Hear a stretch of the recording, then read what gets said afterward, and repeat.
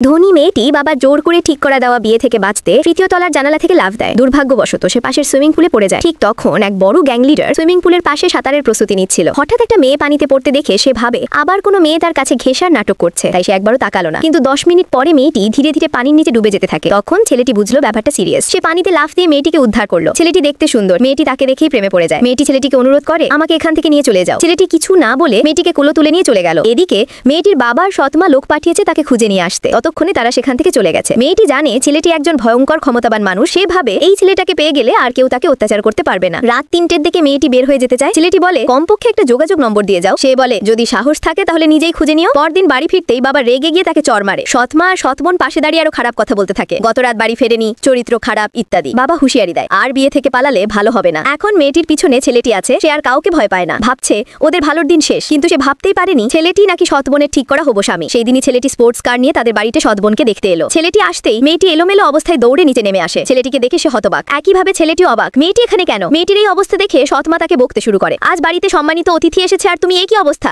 যাও ভিতরে যাও। মেয়েটি বলে ওই লোক আমাকে পড়াতে এসে আমার সাথে খারাপ কাজ করতে চাইছিল। ছেলেটি তার লোকজনকে ইঙ্গিত দিল উপরে গিয়ে সত্যি কিনা দেখতে। বাবা সৎমা ভাবো মেয়েটি আবার মিথ্যা বলছে। কিছুক্ষণের মধ্যেই লোকের একজন হোম টিউটরকে টেনে নিচে নানায়। সে কাঁদতে কাঁদতে বলে আমি কিছুই করিনি, শুধু তার হাত আর বাহু ধরেছিলাম। দয়া করে পুলিশ ডাকবেন না, আমার বউ আমাকে মেরে ফেলবে। এই কথা শুনে ছেলেটি রেগে যায়। সে আদেশ দেয় ওকে বাইরে নিয়ে যাও, ব্যবস্থা করো। ছেলেটির এই কঠোরতা দেখে মেয়েটির বাবা ভয় পেয়ে যায়, উল্টো ছেলেটির কাজের প্রশংসা করে। সৎমা আর সৎবোনও থোসামত শুরু করে, হ্যাঁ হ্যাঁ আমাদের মেয়ে ভাগ্যবান হবে আপনাকে পেলে। সৎবোন লাজুক হয়ে বলে আপনি কত শক্তিশালী। যদিও সৎবোন ছেলেটি ঠিক করা বউ, ছেলেটি তাতে আগ্রহী নয়। সে বলে আমি ধনী মেয়েটির ব্যক্তিগত টিউটর হব। বাবা তা মেনে নিতে না চাইলেও ছেলেটিকে ভয় পেয়ে রাজি হয়ে যায়। সৎবোন ভুল বুঝে ভাবে ছেলেটি শুধু আমাকে প্রতিদিন দেখতে বোনের টিউটর হতে চায়।